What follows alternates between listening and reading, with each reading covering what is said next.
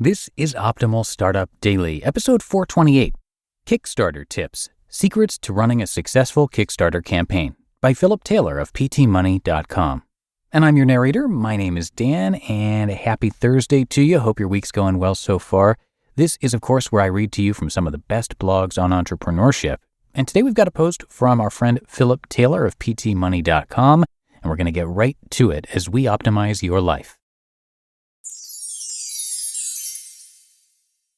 Kickstarter Tips, Secrets to Running a Successful Kickstarter Campaign by Philip Taylor of ptmoney.com.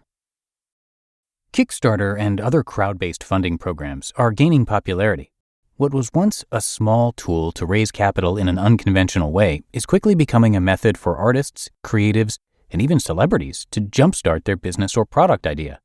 According to Kickstarter's stats, there have been over 100,000 projects launched on their website, but only half have been successfully funded.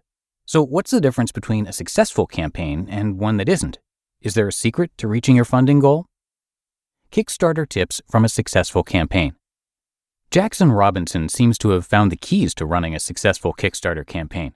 Jackson is an artist and designer by trade. He initially found success on Kickstarter by designing t-shirts, collectively raising $6,523 through his shirt projects.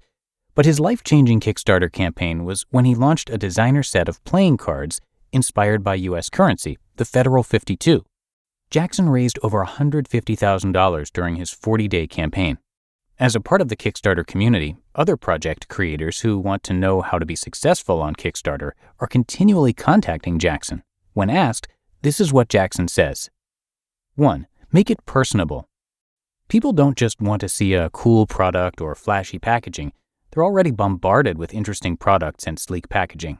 I believe the single most important element to any crowdfunding project success is that the supporters can connect with the creator. Your project has to have a story behind it, a story of a real person, not just someone trying to make a quick buck. People have to make the connection that they could easily be in your shoes. Inspiring people is the most potent way to get them to not only back your project, but also become a zealot marketer for you. 2. Execute a high-quality product. Your product has to compete with everything else out there. Your product or idea's quality has to be executed at a high enough level that it would justify people spending their money to support you rather than going to another well-established website and buying products from there. 3. Communicate regularly with backers.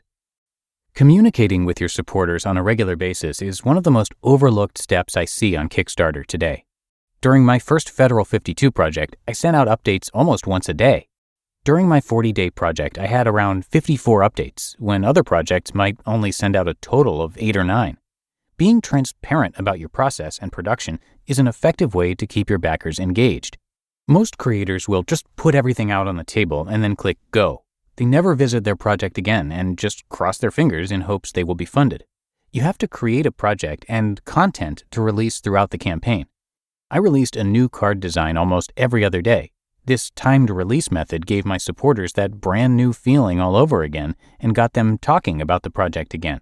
I've received so many emails from struggling creators asking me, how did you do it? Or what PR firm did you use? I never spent a dime on marketing, nor did I peddle my project to people or sites. I knew that my success would come from my backers spreading the word, so that was my focus.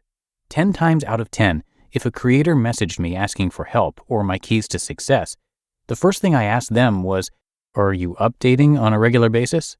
The answer was always, no, I don't want my backers to get sick of my updates. People love to be part of something, and updating on a regular basis is the best way to keep them involved in the creative process.